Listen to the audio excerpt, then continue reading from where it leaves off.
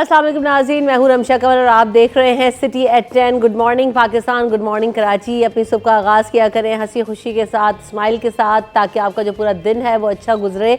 और जब आप पॉजिटिव एनर्जी के साथ, अच्छे खुशगवार मूड के साथ अपने दिन का जो है वो शुरू करते हैं, आगाज़ करते हैं, तो आपका जो पूरा दिन है वो अच्छा गुजरता है। तो हम भी इसी कोशिश के साथ हाजिर होते हैं। सबसे पहले आज की टॉप स्टोरीज़ पर नज़र डालते हैं और आज की जो टॉप स्टोरीज़ हैं उसमें सबसे पहले मैं आपको एक अच्छी खबर दे देती हूँ। वो ये कि महंगाई के जो हमारे अवाम हैं उनके लिए कुछ रिलीफ मिलने की खबरें आ रही हैं सामने। और ये अभी तक खबर आई है कि जो पेट्रोल की प्राइसेस है उसमें 20 रुपये तक कमी की तजवीज़ जो है वो दी गई है। इजाफे की तजवीज़ दी गई है, कमी की तजवीज़ दी गई? मैं तो कमी देख रही थी, लेकिन यहाँ तो इजाफे की तजवीज़ भी आ रही है सामने। तो ये भी हमारे सामने है। बहरहाल 1 दिसंबर से कहा जा रहा है कि जो डीज़ल की कीमत है उसमें 6 रुपये की जो है वो कमी की जाएगी। उसके अलावा मिट्टी के तेल की कीमत में 2 रुपये कमी की तजवीज़ दी जा रही है। अब ये कहा जा रहा है कि इलेक्शन से पहले तक पेट्रोल की प्राइसेस को कम किया जाएगा, मिनिमल किया जाएगा और महंगाई को कंट्रोल करने की बातें हो रही हैं। इस हवाले से भी बात होगी। उसके अलावा एक और ख़बर ये कि महकमा तालीम सिंध ने कराची के सरकारी स्कूलों के लिए 70 करोड़ की रकम जारी कर दी है। और ये कहा गया है कि जो बजट है उससे सरकारी स्कूल के जो मरम्मती काम है वो कराया जाएगा, स्कूलों की हालत को बेहतर किया जाएगा। इस हवाले से भी इक़दाम किए जाएंगे। इसके अलावा महकमा जामियात और बोर्ड की तमाम जामियात के वाइस चांसलर को ख़त भी इरसाल किया गया है और उसमें ये कहा गया है कि तमाम जो तालीमी इदारे हैं उसमें जो नई सियासी भर्तियाँ की गई हैं उनकी तफसीलात तलब की गई हैं। और ये कहा गया है कि तमाम जो डाटा है वो शेयर किया जाए कि जो है वो पता चल सके कि क्या हो रहा है। उसके अलावा एक अफसोसनाक वाक़या पेश आया। हमने देखा कि कल जिना अस्पताल की एमरजेंसी में 2 नामालूम अफराद आए और उनकी जानिब से गाड़ी में जो 6 साल का बच्चा है उसका एक्सीडेंट हो गया था, रोड एक्सीडेंट। और उसके बाद उसको अस्पताल लाया गया या रास्ते में दम तोड़ गया, अस्पताल आने के बाद दम तोड़ गया। बहरहाल वो उस बच्चे की वहाँ पर डेथ हो गई और वो बच्चे को जो लोग लेकर आए थे वो वैसे ही छोड़कर बाहर चले गए। ना जो है ना उसको कोई अटेंड करने वाला था, ना कोई था बच्चे के लवाहिकीन को। जब पता चला फिर वो अस्पताल पहुँचे और उसके बाद जो है उन्होंने इसकी शनाख्त की। तो पुलिस भी इस हवाले से कार्रवाई कर रही है बहरहाल। लेकिन ये अफसोसनाक वाक़या पेश आया। अब लगता ही है कि एक इंसानियत जो है ना वो बिल्कुल ख़त्म हो गई है और हमारे जब इस तरह के वाक़यात हो जाते हैं, सड़कों पर इंसिडेंट्स हो जाते हैं, तो हम उसको ओन भी अब नहीं करना चाहते। बहरहाल एक और खबर ये भी है कि शहर भर में जो गैर कानूनी तामीरात हैं उस पर कार्रवाइयाँ हो रही हैं और FIR भी दर्ज कराना शुरू कर दिया गैर कानूनी तामीरात में मुलविस अफराद के ख़िलाफ़। तो इस हवाले से भी बात होगी कि क्रैकडाउन हो रहा है, किस तरह से इंक्रोचमेंट का खात्मा किया जाएगा शहर भर में। इस हवाले से भी इक़दाम हो रहे हैं। और एक और ख़बर ये भी है कि शाह फैसल टाउन के 1200 मुलाजमीन हैं, उनके अब मज़े मज़ीद ख़त्म हो गए हैं क्योंकि जो हफ्ते की छुट्टी है चेयरमैन शाह फैसल टाउन गौहर खटक की हिदायत पर वो ख़त्म कर दी गई है। तो अब इससे क्या इम्पैक्ट आएगा, क्या होगा और जो है ना वो किस तरह से लोग काम कर सकेंगे, नहीं कर सकेंगे, इन तमाम चीज़ों पर बात होगी। हमारे साथ हमारे नुमाइंदगान मौजूद हैं, उनको वेलकम करते हैं शो में। तो सबसे पहले आज़ाद नूरी साहब हमारे साथ मौजूद हैं, हमारे सीनियर पॉलिटिकल रिपोर्टर हैं। उसके अलावा हमारे साथ मौजूद हैं रिजवान साहब भी, आपको भी वेलकम करते हैं शो में। आप बल्दियात देखते हैं, हमारे सीनियर रिपोर्टर हैं। आपकी भी आमद और वक्त दोनों का बहुत शुक्रिया। सबसे पहले ख़बर शामिल कर लेते हैं। हमने ये देखा कि पेट्रोल की जो प्राइसेस है उसमें रिलीफ मिलने की बातें हो रही हैं। तो अगर ये हो जाता है, ये क्या इलेक्शन से पहले की तैयारी हो रही है आज़ाद साहब, ये क्या हो रहा है? या कंसिस्टेंटली पेट्रोल प्राइसेस में हम देखेंगे कि कमी जो वाक़ई होगी वो बाद तक भी इसका इम्पैक्ट जाएगा, ये सिर्फ आर्जी खबरें आ रही हैं? बिल्कुल ये इस तरह है कि हमारे लिए सऊदी सरकार की एक गिफ्ट है। जिस तरह मियाँ साहब वापस आए, ये भी सऊदी सरकार की गिफ्ट है। और जो पेट्रोल कीमतों में कमी आ रही है ये भी सऊदी सरकार की एक गिफ्ट हो सकती है। क्योंकि इसलिए कि इस वक्त ज़ामने जो है इस वक्त मुस्लिम लीग नून का वो है सऊदी सरकार। सऊदी सरकार चाहती है कि जो ख़ासतौर पर पाकिस्तान की सरकार में जो कीमतें बढ़ी है मुख्तलिफ औकात में पेट्रोल मसनूआत या दीगर अशिया की, उसमें कमी लाने के हवाले से क्या किया जाए क्या नहीं किया जाए। इसलिए बतदरीज कम से कम जो पेट्रोल मसनूआत की कीमतें उनमें कमी करने का सिलसिला जो है जारी है। उसमें खासा नहीं है, 2 रुपये, 3 रुपये, 6 रुपये, हो सकता है आगे चलकर 10 रुपये तक पहुँचे जब तक इलेक्शन हो जाए। 20 रुपये तक कमी हो जाएगी इलेक्शन से पहले तक? नहीं, 10 रुपये तक, 12 रुपये तक। ये 2 रुपये 3 रुपये की कहानी है। कमी वो नहीं है जिस तरह इन्होंने बढ़ाए थे कीमती पेट्रोल की। वो तो 40 रुपये थी, 60 रुपये थी, 35 रुपये थी, 36 थी, 37, 38 थी। लेकिन कम कर रहे वो है 2 रुपये, 3 रुपये, 1.5 रुपये। इससे मामला हल नहीं होगा। ये मामला जो है बेसिकली बुनियादी जो खास जो प्लानिंग होती है सरकार की, प्लानिंग जो है न PDM ने की, न इमरान खान ने की, न जो है निगरान सरकार कर रही है। ये सिर्फ बाहर की सरकार जो है वो इशारा दे रही है, उस पर काम हो रहा है। अमली तौर पर ये ख़ासतौर आवाम को खुश करने के लिए, क्योंकि पेट्रोल मसनद की कीमतें बढ़ती है तो उससे बाकी जो चीज़ें हैं उनकी कीमतें बढ़ती है, जिसमें रोज़मर्रा की अशिया जो है खाने पीने की वो बढ़ती है, ताकि आवाम को एक इशारा देकर जो इलेक्शन आने वाला है 2024 का, उसमें क्या किया जाए, इशारा कहाँ से आ रहा है, कौन दे रहा है, क्या ये सब कुछ एक सऊदी सरकार की गिफ्ट है। उस गिफ्ट पर जो है वफाकी हुकूमत अमल दरामद कर रही है, उस पर 1 रुपये 2 रुपये 3 रुपये पेट्रोल मसनद की कीमतें कम कर रही है, लेकिन निगरान सरकार के पास ऐसा कोई फैसला वाज़ेह तो नज़र नहीं है जिससे अच्छा, मुझे ऐसा लगता है कि ये भी होना चाहिए कि अगर पेट्रोल की प्राइसेस में कमी हो तो फौरी तौर पर इसका इतलाक तो हो जाता है, लेकिन जो तमाम चीज़ों पर, जैसे आपने कहा ना कि महंगा होता है तो हर चीज़ महंगी होती है, लेकिन अगर कमी होती है तो क्या रिजवान साहब हमें चीज़ों में कमी होती नज़र आती है? क्या ट्रांसपोर्ट के किरायों में कमी होती है? क्या हमारी सब्जी और जो दीगर चीज़ें हैं जो पेट्रोल प्राइस के बढ़ने के नाम पर फौरी तौर पर महंगी कर दी जाती है? पेट्रोल महंगा हो गया है, आप कुछ भी खरीद रहे हैं, झाड़ू भी खरीदेंगे ना, कहेंगे पेट्रोल महंगा है। तो बात ही कि वो चीज़ों में क्या कमी नज़र आती है? आप बाज़ार में जाते हैं, लोगों से मिलते हैं, तो क्या उसका इम्पैक्ट नज़र आता है आपको? देखें, इस चीज़ में तो इंतज़ामिया की मुकम्मल नाकामी है, और अब से नहीं है, कई बरसों से हम देख रहे हैं कि पेट्रोलियम मसनूआत की कीमतें जब बढ़ती हैं तो हर चीज़ पे उसका असर जो है वो हमको दिखाई देता है। अशिया खुर्दनोश हों या दीगर आम ज़रूरी रोज़मर्रा के इस्तेमाल की अशिया हों, ट्रांसपोर्टेशन का मामला हो, हर चीज़ पे उसके असरात जो है वो सामने आते हैं। लेकिन जब कमी होती है तो बदकिस्मती से उस पर वो रिवर्स गियर जो है कीमतों को लगते हुए दिखाई नहीं देता, और उसके नतीजे में इंतज़ामिया पे प्रेशर बिल्डअप होता है। इंतज़ामिया कार्रवाइयाँ भी करती है, लेकिन वही ढाक के तीन पात के आवाम को जो रिलीफ़ है, हकीकी मायनों में वो रिलीफ़ जो कि कीमतें कम होने से मिलना चाहिए, वो नहीं मिल पाता। इसके लिए जो है एक पूरा मैकेनिज़्म बनाने की ज़रूरत है, रिव्यू करने की ज़रूरत है आपके प्राइस कंट्रोल के मामलात को, और इसके साथ साथ कवानीन में तरमीम की भी ज़रूरत है कि मनमानी जो मुनाफाखोरी है उसको कंट्रोल करने के लिए जो है वो ऐसे कवानीन जाएँ जिसका कम से कम जो है वो असरात और उसके समरात जो है वो आवाम तक मुंतकिल हो सकें। बिल्कुल ऐसा ही है, बिल्कुल आप सही कह रहे हैं। अच्छा, एक और चीज़ हमारे सामने नज़र आ रही है, एक और ख़बर ये है, वो ये कि शाह फैसल टाउन के जो मुलाजमीन है, 1200 मुलाजमीन को ये कहा गया है कि अब हफ्ते की छुट्टी ख़त्म कर दी जाएगी। क्या फ़ैसला है ये, और क्यों चेयरमैन साहब ने फ़ैसला किया है? क्या गोल है उनका, क्या प्लान है?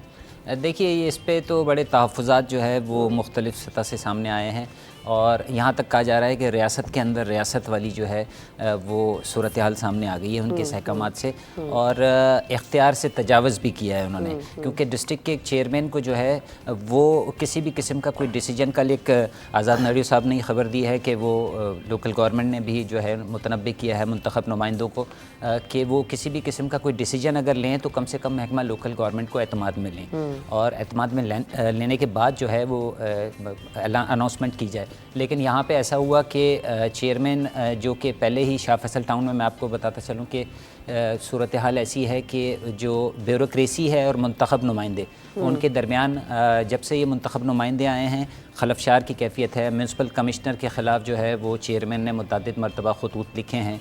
कुछ अफसरान जो हैं वो भी दो हिस्सों में बँट गए हैं, कुछ चेयरमैन के साथ हैं, कुछ जो है वो म्यूनसिपल कमिश्नर के साथ हैं।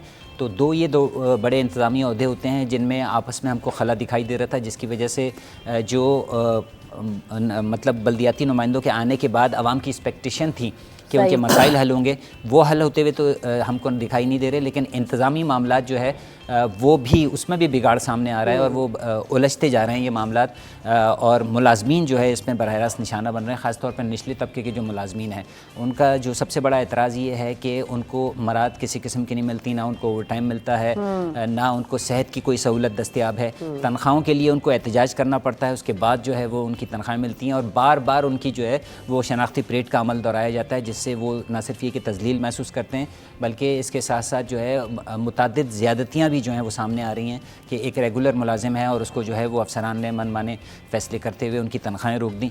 तो इस फैसले को फौरी तौर पर, मसला ये ना कि जो छोटा तबका है, निचला तबका है, वो परेशान दिखाई देता है, वो मुलाजमीन परेशान दिखाई देते हैं, जबकि हमारे यहाँ जब अगर अपर लेवल की बात की जाए तो आज़ाद साहब ये जो मराद की आपने बात की है, हमारे यहाँ तो ये भी खबरें हैं कि जो सिंध सरकार की गाड़ियाँ हैं वो गैर सरकारी लोगों के इस्तेमाल में हैं, और कायम अली शाह साहब के बाद जो है वो जो गाड़ियाँ अलॉट की गई थी वो उन्हें और लोग ले गए। कहाँ गई वो गाड़ियाँ, किसके कब्ज़े में? और ये करोड़ों अरबों रुपए का जो है ना वो एक बैगेज होता है गवर्नमेंट के ऊपर गाड़ियों का, तो ये कैसे चली जाती हैं किसी के भी हाथ में?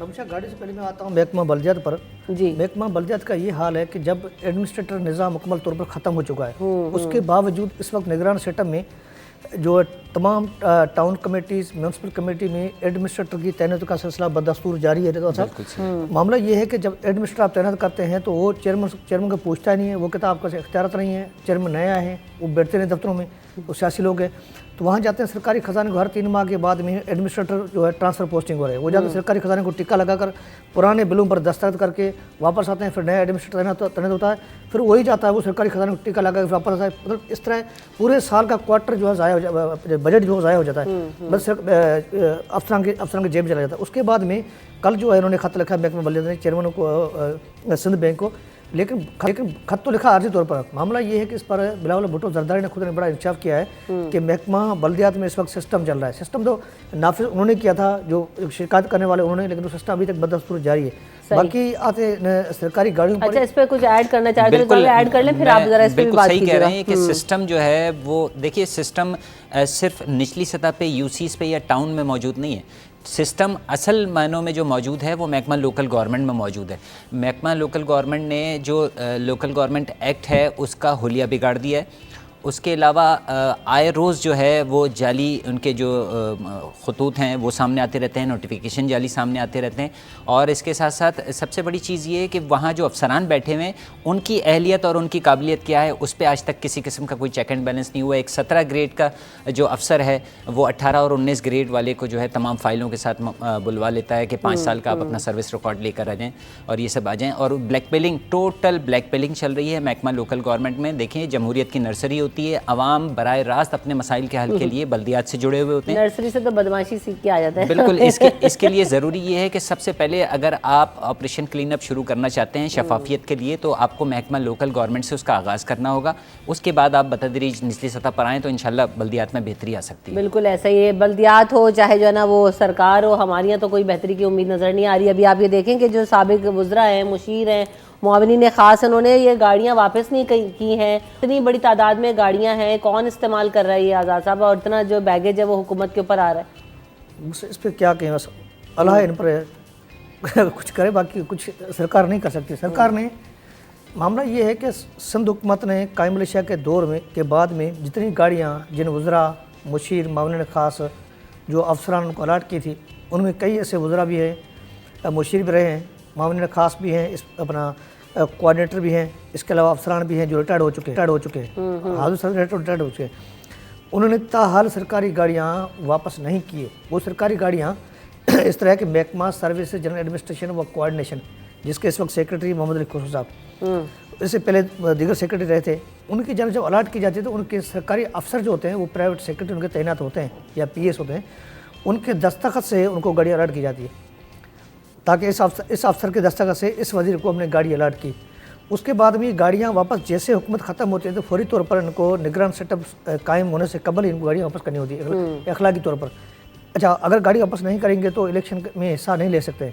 अच्छा, हाँ, वो नाहल कर दिए जाएंगे। लेकिन उसके बावजूद भी 3 इलेक्शन हो चुकी है 2008 के बाद में, अब तक गाड़ियाँ कहाँ गई, किसके पास है, किसके इस्तेमाल में है। कई बार महकमा जनरल एडमिनिस्ट्रेशन व कोऑर्डिनेशन उनको नोटिस दे चुका है, शोकाज नोटिस, फाइनल नोटिस दे चुका है। उसके बावजूद अब जो निगरान सरकार है उन्होंने इनको कहा है कि भाई गाड़ियाँ है किस किस के इस्तेमाल में, क्यों गाड़ी वापस नहीं की गई।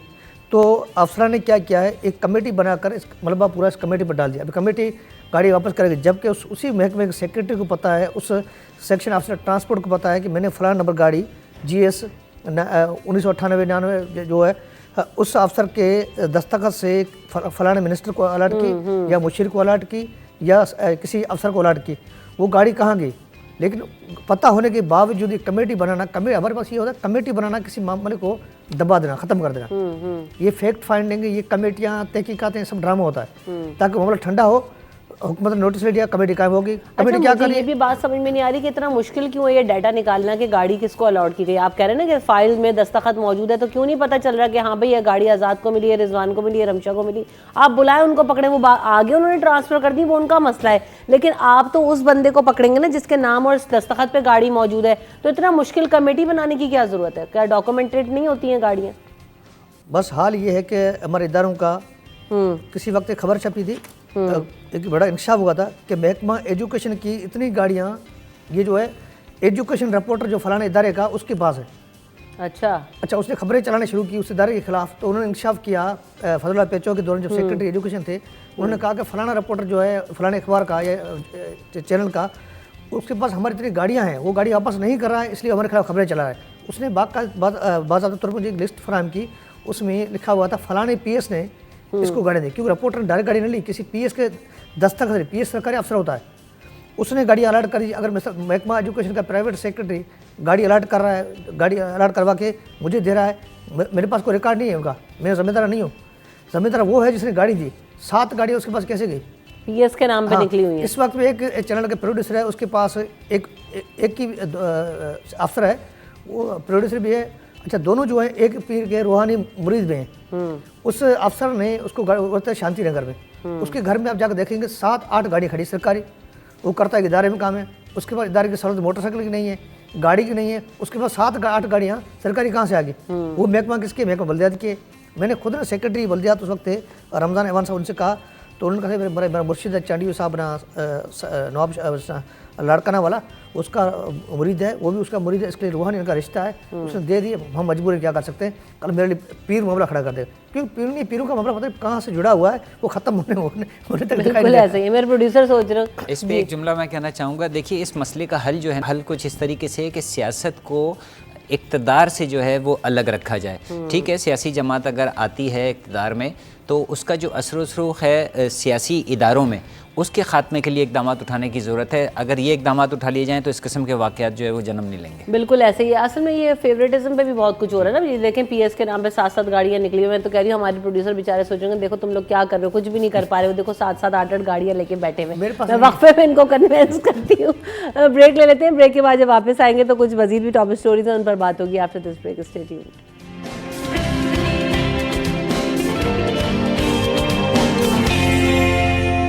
सिटी एट 10 में आपको एक बार फिर कहेंगे खुश आमदीद। मजीद टॉप स्टोरीज पर नजर डालते हैं। और ये जनाब एक और अहम खबर आ रही है और अच्छी खबर भी है कि कराची में अब बड़े ऑपरेशन की तैयारी की जा रही है। और ये हो रहा है कि गैर कानूनी तौर पर जो अफगान पनाह गुज़ीर हैं अब उनको निकाला जाएगा। ये तो खबरें आ ही रही थी, लेकिन अब मजीद घेरा तंग होने जा रहा है, क्योंकि अल आसिफ स्क्वायर आप सब जानते होंगे कराची वाले सोहराब रोड के करीब, वहाँ पर गैर कानूनी जितनी भी तजावुज़ात हैं इनको भी ख़त्म करने का फ़ैसला किया गया है। ये कहा जा रहा है कि दोनों तरफ जो है वो फुटपाथ बनाए जाएंगे, ग्रीन बेल्ट्स बनाए जाएंगे, हरियाली लगाई जाएगी और उस इलाके को सुधारा जाएगा और तजावुज़ात को ख़त्म किया जाएगा। तो इस हवाले से बात करेंगे, हमारे दोनों ही नुमाइंदगान इस पर बहुत बेहतर तरीके से बात कर सकेंगे। तो सबसे पहले रिजवान साहब, जैसे हो रहा है कि मुख्तलिफ इलाकों में ऑपरेशन हो रहे हैं गैर कानूनी तजावुज़ात के ख़िलाफ़, कराची में हमने देखा कि और भी ऑपरेशन हो रहे हैं और FIR भी दर्ज कराने के लिए कहा गया है। आप इस खबर को भी कैसे देख रहे हैं कि अल आसिफ स्क्वायर तो अब बिल्कुल वाकई ऐसे लगने लगा है कि बिल्कुल ही जंगल हो गया, गाड़ियों का और बसों के अड्डों का गुजरना मुश्किल हो गया है वहाँ से। कितना ज़रूरी है वहाँ पर? बहुत ज़्यादा ज़रूरी है, क्योंकि कराची का मेन एंट्रेंस है और अगवान बस्ती का गालिबन इसमें तस्करा है कि उसको ख़त्मा किया जाएगा। अगवान बस्ती मैं बरमला कहूँगा कि कराची का वाहिद इलाका है जो इस वक्त भी नो गो एरिया है, आम शहरियों के लिए भी, लॉ इन्फोर्समेंट एजेंसीज़ के लिए भी।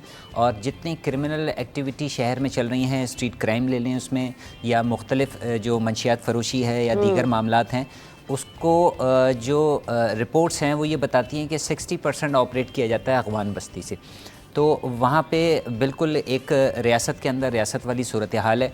अगर उसका ख़ात्मा कर दिया जाता है तो पूरा इसका जो असर है वो पूरे शहर पर पड़ेगा और इसमें क्राइम रेशो भी नीचे होगा और दीगर जो जराइम की वारदातें हो रही हैं और ख़ास तौर पे स्ट्रीट क्राइम है, इसमें काफ़ी जो है वो असर अच्छा, अभी तजावुज़ात के ख़िलाफ़ ऑपरेशन जो है वो होते रहते हैं, लेकिन तजावुज़ात शहर से ख़त्म होते नज़र नहीं आते। कैसे ऑपरेशन हो रहे होते हैं? क्या स्ट्रिक्ट एक्शन नहीं होता या बस अब आज इंक्रोचमेंट हटाया कल फिर वहीं की वहीं? मल्टीपल वजूहात हैं इसमें। देखें, सबसे बड़ी चीज़ तो ये है कि आपने जो मतलब रिव्यू नहीं किया है वो कवानीन के, अगर एक आदमी गैर कानूनी तौर पर सरकारी जगह घेरता है तो उसके ख़िलाफ़ जो है वो कानूनी कार्रवाई, जो हमारा कानून है मौजूदा, वो इंतहाई मामूली है। उसका सामान जब्त किया जाता है और वो फिर जो उसका जुर्माना है वो दे के वापस आ जाता है। यहाँ तक हमने देखा है कि ऑपरेशन हुआ और घंटे 1.5 घंटे के बाद वही सूरत हाल जन्म लेती है। इसका जो मुस्तकिल हाल है वो ये है कि कवानीन में तब्दीली लाई जाए और कवानीन सख्त किए जाएँ ताकि किसी आदमी को हिम्मत ना हो। 500 रुपये का जहाँ फ़ाइन है, अगर वहीं 5000 का फ़ाइन हो जाएगा तो वो 10 बार सोचेगा दोबारा इंक्रोचमेंट करते हुए। अच्छा, एक मुंतखब बल्दियाती नुमाइंदे जब से आए तो एक चीज़ और सामने आई है कि मुंतखब बल्दियाती नुमाइंदों की जानिब से जो है वो हर्डल्स पैदा की जा रही हैं इंक्रोचमेंट रिमूव करने के हवाले से। और उनका कहना यह है जो उनका स्टाफ है इंसदाद तजावीज़ात का, जब उनसे हम सवाल करते हैं तजावीज़ात के हवाले से तो उनका यही जवाब होता है कि जी हमें तो चेयरमैन साहब ने मना किया है कि ये हमारे वोटर और सपोर्टर हैं, इनको तंग ना करें आप। तो ये भी एक वजह जो है वो बनती जा रही है शहर में तजावीज़ात के बढ़ने की। देखें इंटरनेशनल लॉ है कि फुटपाथ जो है उस पर पैदल चलने वाले का हक़ है, लेकिन कराची में कोई बाज़ार कोई इलाका ऐसा नहीं है जहाँ पे फुटपाथ जो है इनक्रोच ना हो। शहरी जो है वो सड़कों पर चलने पर मजबूर हैं, हादसात का शिकार हो रहे हैं। ट्रैफिक जैम की फ्यूल आपका जो है, जब ट्रैफिक जैम होता है तो फ्यूल जो आप इंपोर्ट करते हैं और सबसे ज़्यादा जो है उस पर अखराजात आते हैं, वो फ्यूल ज़ाया होता है, लोगों का वक्त ज़ाया होता है। तो एक तजावीज़ात ये कह सकते हैं आपके चंद अफराद को फैसिलिटेट करने के जो गैर कानूनी इक़दाम है उसके नतीजे में हज़ारों शहरियों को और मजमूई तौर पर पाकिस्तान की मईशत को जो है इसके असरात जो है वो भुगतने पड़ते हैं। देखें ना कि हम अलासिफ की बात कर रहे हैं, आप लियाकताबाद के ब्रिज के नीचे देख लें, आप कायदाबाद के ब्रिज के नीचे देख लें, जो मेन रोड है उसके 3 से 4 लेन्स है, अदालती अहकामात मौजूद हैं। उसमें 3 लेन्स पर तो जी वो ठेले वाला खड़ा होगा, 1 लेन से जो बस और गाड़ी गुजर रही होगी। बिल्कुल ऐसे ही, तो ये हाल है। अदालत के वाज़े तौर पे 12 सिंध हाई कोर्ट भी और दीगर अदालतें भी जो हैं ये अहकामात जारी कर चुकी हैं कि फ्लाईओवर्स के नीचे आपके पेडिस्टेरियन ब्रिज के नीचे इंक्रोचमेंट किसी सूरत कबूल नहीं है। ग्रीन बेल्ट होना चाहिए, ग्रीन बेल्ट होनी चाहिए, सेंट्रल आइलैंड आपका जो है वो डेवलप होना चाहिए, साइड बेल्ट जो है वो आपकी डेवलप होनी चाहिए। लेकिन बदकिस्मती से शहर में माहौलियाती जो बिगाड़ है उसकी वजह भी ये तजावीज़ात है, क्योंकि वो मकामात जहाँ पे हरियाली को फ़रोग़ देने की ज़रूरत है वहाँ पे तजावीज़ात कायम हो जाती हैं। सफाई सुथराई के हवाले से भी बड़ी हर्डल्स पैदा करती हैं ये इंक्रोचमेंट, क्योंकि जो सफाई का अमला है वो तजावीज़ात की वजह से मुकम्मल तौर पर सफाई नहीं कर पाता, जिसकी वजह से शहर जो है वो गंदे का गंदा ही है। और इसके साथ साथ जो है वो मुख्तलिफ हर्डल्स जो हैं वो पैदा हो रहे हैं और फौरी तौर पर ज़रूरत इस अमर की है कि तजावीज़ात के ख़िलाफ़ जो है वो जो कवानीन है उनको दोबारा से असर नौ उसका जायज़ा लिया जाए और नए सिरे से कवानीन बनाए जाएँ, सख्त कवानीन लागू किए जाएँ। तो कोई मुश्किल नहीं है कि तजावीज़ात बिल्कुल ऐसा ही है, सख्ती से अमल दरामद करवाया जाए तो हो सकता है। तो प्रैक्टिस तो करते हैं लेकिन बात वही है कि वो उसको कितना देर तक चलाते हैं, ये सवाल है। ये जो बात कर रहे हैं कि आप कवानीन बना देते हैं, ऐलान भी हुआ कि अफगान महाजिरीन को निकालने की पहले भी बात हो चुकी है, तो हमने देखा कि नहीं गए। अभी क्या स्ट्रिक्ट एक्शन नज़र आ रहा है आज़ाद भाई? असल बात यह है कि मैं आता अपनी खबर पर, खबर ये है अगर हमारा प्रोड्यूसर वो डॉक्यूमेंट्स दिखाए जो इस खबर के हवाले से हैं वो इंतहा ज़रूरी है, जिसमें चीफ सेक्रेटरी सिंध की सदारत में होने वाली इजलास के मिनट्स हैं वो भी हैं, वो अगर स्क्रीन पर आएंगे ताकि हमारे नाज़रीन देखें मामला है क्या। मामला ये है कि 2 रोज़ कबल एक इजलास हुआ chief secretary Sindh doctor Mohammad Fakhar Alam Irfan की सदारत में।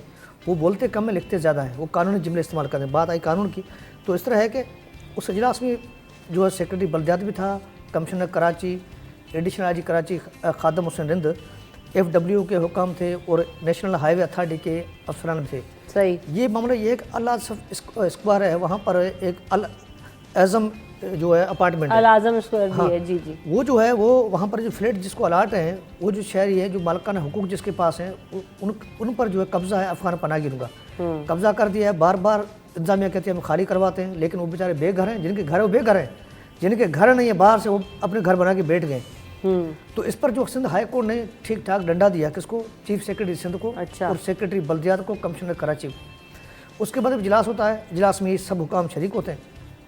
उस इजलास की फुटेजेस खबर रिलीज़ नहीं होती है, लेकिन अफसरान से पूछते हैं तो बता दें इजलास में ये हुआ, मैंने खबर ब्रेक की, उसमें ये फैसले हुए। फैसलों में ये हुआ कि भाई आज के बाद जो है इंतज़ामिया फौरी तौर पर अल आज़म स्क्वायर फौरी तौर पर और अफ़गान पनाह की उनको हिरासत मिलेगी।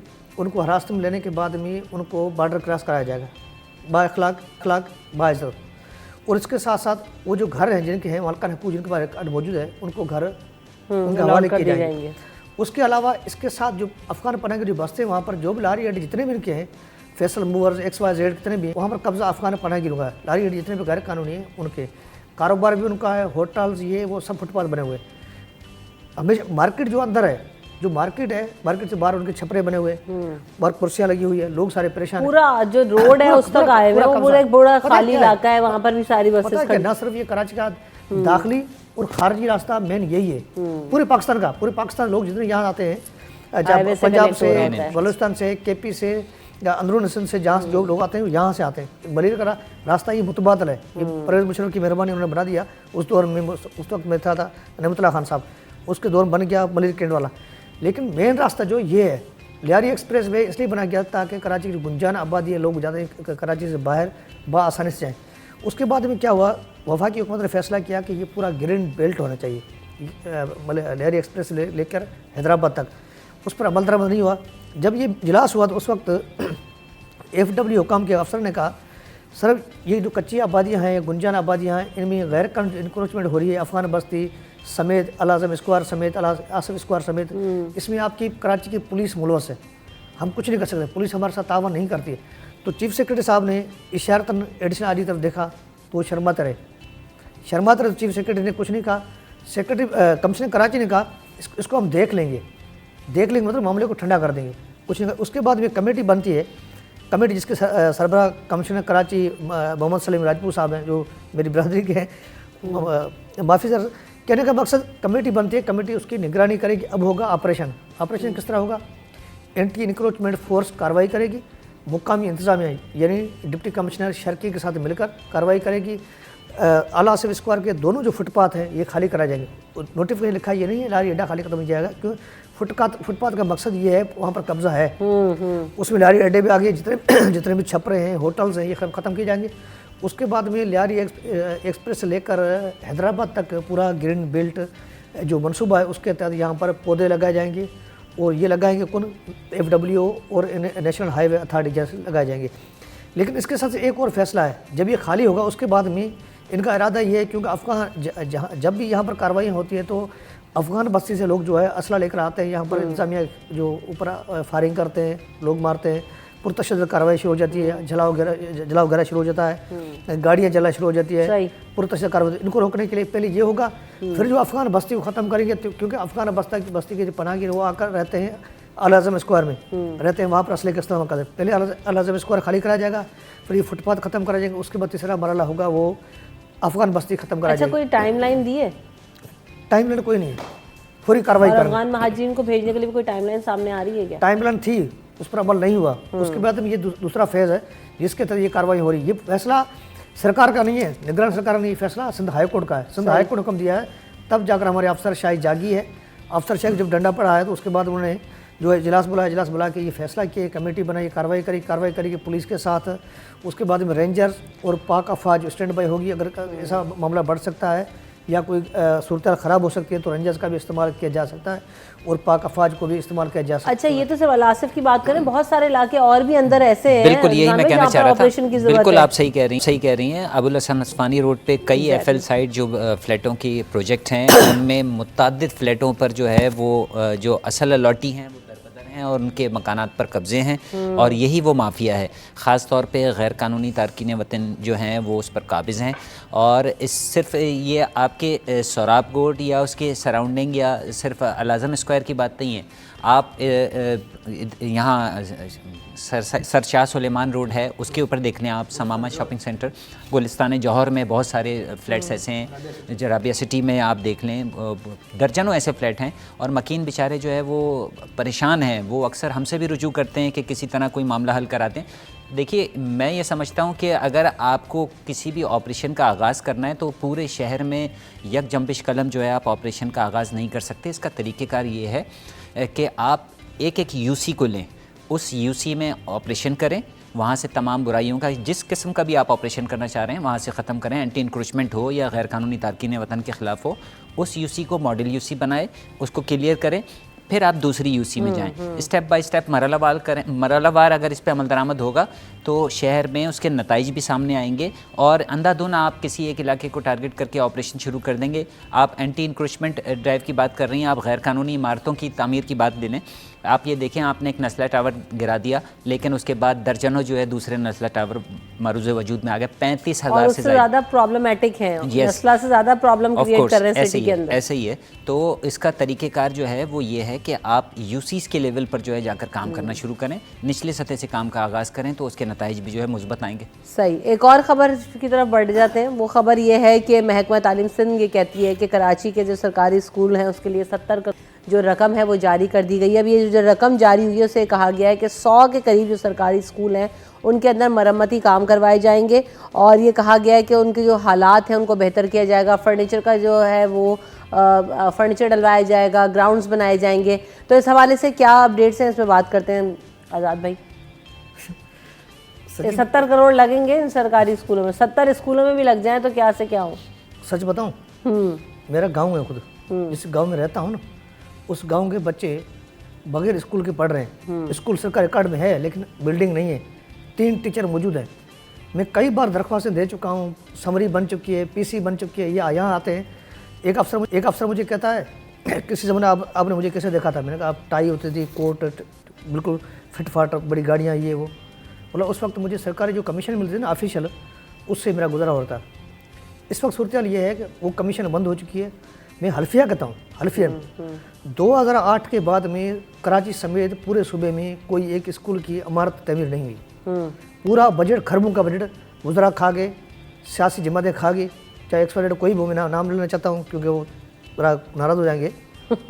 चाहे वो सरदार शाह हो, सईद गनी हो, पीर मदरलक हो, जहाँ मेहताब डैर हो, निसार खोड़ो हो, इन्होंने एक आज तक मैं चैलेंज से कहता हूँ कि स्कूल का एक मुझे कमरा बताया, हमने तमीर करवाया। मुझे बड़ा अफसोस होता है क्योंकि तालीम हमारा बुनियादी हक है। अच्छा, सरकारी स्कूल, जब मैं हमारी चैनल पे न्यूज़ नाइट शो कर रही थी तो वो आउटडोर शो है, तो मैंने उस वक्त सरकारी स्कूलों के बाहर अक्सर देखा और कई शोज़ किए। तो उसमें आज़ाद भाई सूरत हाल ये कि जो सरकारी स्कूल की इमारतें हैं उनके ग्राउंड्स में या तो कचरा भरा हुआ है, या उसमें चरसियों ने अड्डे बनाए हुए हैं, या तो वहाँ पे मंशियात फरोख्त हो रही है, उनके अड्डे चल रहे हैं पुलिस की मुआवनत के साथ। तो ये इशूज़ हैं। और या फिर जो उसमें सेवरेज का पानी आपके ग्राउंड्स में या क्लासरूम्स में भरा हुआ है, जो फर्नीचर है वो गायब है, मुलाजमीन है तो वो घोस्ट हैं, कोई नज़र ही नहीं आता था कि आप जाके पूछें तो कि यहाँ पे पढ़ाता कौन है और पढ़ता कौन है। तो ये सूरत हाल है स्कूलों की। क्या है इसमें सबसे बड़ी गलती जो है ना, वो हमारी खुद की है। हम खुद जो ना, हम शहरी हैं या हम फ़र्द हैं। मेरा बच्चा स्कूल में पढ़ता है तो मेरी जिम्मेदारी बनती है कि मैं जाके उस स्कूल को देखूँ, उसका माहौल कैसा है। किसी वालिदैन ने कोई जाता भी होगा, ऐसा नहीं है, जाता नहीं होगा। ये वालिदैन की जिम्मेदारी बनती है, या वहाँ के जो मुकामी जो रिहायश पजीर हैं उनकी जिम्मेदारी बनती है उस स्कूल की तरफ जाएँ तो सही। ये कचरा क्यों पड़ा हुआ है, थोड़ा रोना तो रही। हम जब जाते हैं हमारे बीट रिपोर्टर कवर करने के लिए तो वहाँ के इलाके में उनसे पूछते हैं तो हमारा क्या काम है, ये सरकार करे ना। भाई आप कर रहे हैं अपने इलाके की कंप्लेन, आपने दरखास्तें दी, क्या हुआ? कुछ नहीं हुआ, वो तो कुछ नहीं हुआ नहीं ना, ताकि मैं एक हूँ, यही तो मसला है। तो बाकी लोग है, कम से कम अगर मैं गांव का एक बंदा बोल रहा हूँ, लोग जो है सरकारी स्कूलों में अपने बच्चे को पढ़ा रहे हैं। रिजवान आप बताएं, खुद कहाँ पढ़ा रहे हैं? सब प्राइवेट पढ़ा रहे हैं। इसमें बिल्कुल सही कह रहे हैं आज़ाद साहब कि सिर्फ हमें हर चीज़ जो है वो हुकूमत पर छोड़ने की ज़रूरत नहीं है। ठीक है, सिस्टम का जैसे गूंज चल रही है, अब वो सिस्टम का दायरा हम देख रहे हैं कि वो वसी होता जा रहा है, मुख्तलिफ डिपार्टमेंट में आ रहा है। एजुकेशन डिपार्टमेंट में भी वो सिस्टम है। अगर आप आज से 20-30 साल पीछे चले जाएं तो आपको सरकारी स्कूलों का मयार नज़र आएगा। मैं ख़ुद भी सरकारी स्कूल से पढ़ा हूँ और उस वक्त एक एहतराम हुआ करता था टीचर का और वाकई स्टडी होती थी।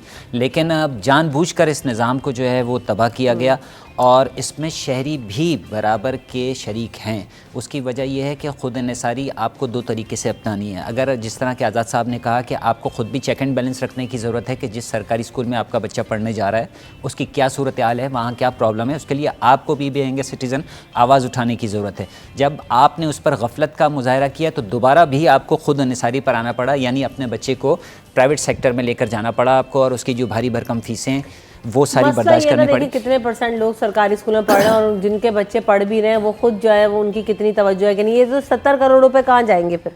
70 करोड़ सैलाब आया था ना, सैलाब 2022 में बड़ा सैलाब आया था। उसके बाद में सिंध सरकार ने हंगामी बुनियादों पर बजट जारी किया था कि तमाम तरह जो स्कूल्स हैं उनकी बहाल किया जाए। अभी पता क्या, अब होने वाला है इलेक्शन 2024 का, पोलिंग स्टेशन कहाँ कायम होता है? स्कूल्स के अंदर। इस वक्त जो है अभी जवाब बनाया जाएगा, अगर इलेक्शन मुलतवी होते हैं उसका जवाब ये होगा कि सैलाब की वजह से इतने स्कूल्स जो काम बहाल नहीं हो सके हैं और बहाली काम अल्तवा का शिकार है। फौरी तौर पर सिंध हुकूमत इन पर अमल कराए ताकि स्कूल बहाल हों, उसके बाद हम पोलिंग कराएंगे। ये मामला रडक बन सकता है, एक मेरी अपनी ज़ाती राय है। क्योंकि सिंध हुकूमत ने उस वक्त जब पता क्या, सैलाब जो है ना, सैलाब कुदरती आफात है। अगर इस बिल्डिंग को आग लग जाए ना, ये प्राइवेट बिल्डिंग है, अगर यहाँ पर सरकारी इदारा फायर ब्रिगेड गाड़ियाँ इस्तेमाल होती है, उसका जितना फ्यूल इस्तेमाल होता है, फ्यूल होगा 100 लीटर इस्तेमाल तो वो 500 लीटर लिखेंगे। क्योंकि हंगामी सूरत चलती है। हमने हंगामी बुनियाद पर इंसानी जान बचाने के लिए या इदारे को बचाने के लिए हमने इतनी बजट जो जारी कर दी, उसका कोई हिसाब किताब नहीं होता है, उसकी ऑडिट नहीं होती है, क्योंकि रिलीफ मतलब हंगामी बुनियाद पर बजट जारी की जाती है। इस तरह ही सैलाब में 2022 में जो भी रकम जारी की गई खरबों रुपये, वो सारे अफसरान खा गए या सियासी निमातगान खा गए लेकिन उसकी कोई ऑडिट नहीं होनी है। क्यों नहीं होनी है? इसकी वजह यह है, आप ही देख रहे हैं सरकारी स्कूलों में रिलीफ कैंप्स बनाए गए थे, उन रिलीफ कैंप्स में जो खाना था वो आपकी जो प्राइवेट ऑर्गेनाइजेशन थी वो पहुंचा रही थी और रोजाना कोटेशनें सरकारी बनती थी। कोटेशन आ रही थी। तो मैंने सामने देखा हाल है। ब्रेक की तरफ बढ़ना है, आजाद भाई जल्दी कंक्लूड कीजिए। अच्छा, मजे की बात ये, उस वक्त सिंध हुकूमत ने एक फर्नीचर खरीद करने का फैसला किया था। वो अरबों रुपए का फर्नीचर था, बड़ा मेगा स्कैंडल था। अच्छा, फर्नीचर खरीदा नहीं किया, वजीर मौसूफ उस वक्त सरदार शाह कहते हैं कि फर्नीचर हमने खरीदा, स्कूलों को फराहम किया, लेकिन सैलाब मुतासर ने वो फर्नीचर को लकड़ियां बनाकर जला दिया। ये मतलब वो भी सैलाब की नज़र हो गया।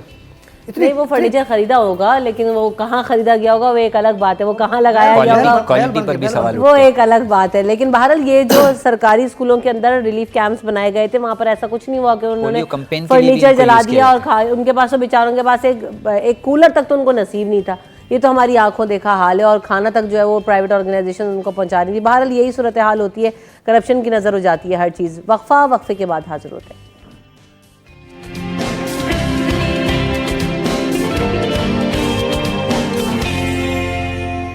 सिटी ए 10 में आपको एक बार फिर कहेंगे खुशामदीद। एक अफसोसनाक वाक़या पेश आया कल, जहां पर हमने देखा कि जिन्ना अस्पताल में 2 नामालूम अफराद एक बच्चे को लेकर आए और 6 साला बच्चा जो था वो मुर्दा हालत में लेकर आया गया।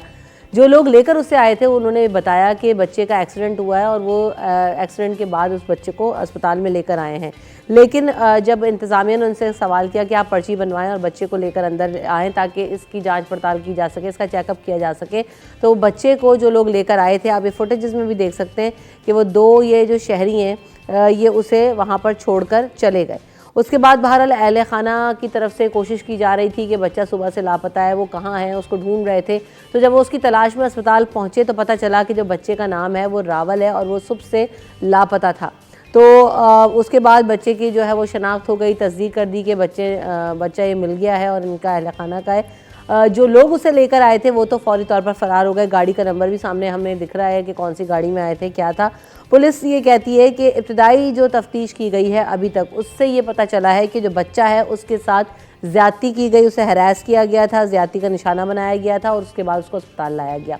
तो इस पर मज़ीद भी बात करते हैं कि एक तो इस तरह के वाक़यात हमारे यहाँ रुकने का नाम नहीं ले रहे और तवातुर से होते जा रहे हैं। अगर बात फिर वही आ जाती है जहाँ शुरू से हम कर रहे हैं ना कि अगर स्ट्रिक्ट एक्शन होने लग जाएँ, रिजवान साहब, तो क्या ऐसे वाक़यात होंगे शहर में? और अगर इस जाति का वाक़या है, कोई ऐसे ही आता है छोड़ के चला जाता है लाश, और 6 साल का बच्चा, मतलब आप इतने अनसेफ हैं अपने मुल्क में। बिल्कुल मल्टीपल वजूहात हैं इसकी। देखिए, सबसे पहले तो ये देखना पड़ेगा आपको कि आपका माशरा जो है वो इतनी अखलाकी पस्ती में क्यों जा रहा है। उसकी जो वजूहात हैं उसको डायग्नोस करने की ज़रूरत है।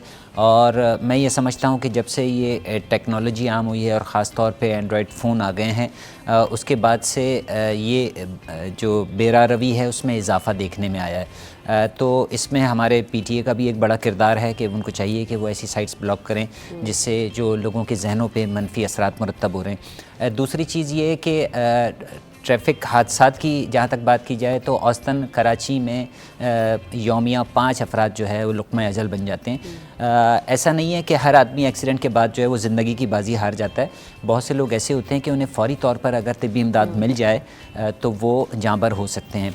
लेकिन चूँकि हमारे यहाँ जो कवानीन हैं वो इतने सख्त हैं कि लोग उससे घबराते हैं। अब इस केस पे तो यही सामने पहले आना चाहिए ना कि ये एक्सीडेंट हुआ था, नहीं हुआ, ज्यादती इन्हीं लोगों ने की थी या कोई छोड़ गया था तो लेकर आया था। और ये गाड़ी आ रही है, लोग आ रहे हैं, इनकी शक्लें दिख रही हैं फुटेजेस में, तो मेरे ख्याल से इनकी शनाख्त करना इतना मुश्किल काम नहीं होगा। बिल्कुल शनाख्त करना तो मुश्किल काम नहीं है, लेकिन दूसरी चीज़ ये है कि आप ये देखें कि जो शख्स हॉस्पिटल लेकर आया है तो लामहला उसके दिल में कोई ना कहीं हमदर्दी का एक जज्बा मौजूद है जो वो उसको ट्रीटमेंट के लिए लेकर आया। लेकिन उसके भागने की जो बज़ाहिर वजूहात, ये तो तफ्तीश के बाद ही सूरत हाल सामने आएगी, वो यही आती है कि वो जो पुलिस की कार्रवाइयाँ हैं, ML रिपोर्ट बनवाना और इब्तदाई बयान दिलवाना, इन चीज़ों पर जो है नज़रसानी करने की ज़रूरत है। और ख़ास तौर पे जो रोड एक्सीडेंट का शिकार लोग होते हैं उनको लाने वालों को जो है इन कानूनी पेचीदगियों में अगर ना उलझाया जाए तो काफ़ी शहरियों की जानें बचाई जा सकती हैं। बस मसला यही है कि हमारे यहाँ जो है ना वो लिंगर ऑन कर दिया जाता है। वेरी क्विकली भाई आप कुछ ऐड करना चाहते हैं? मुझे वक्फे की तरफ बढ़ना है।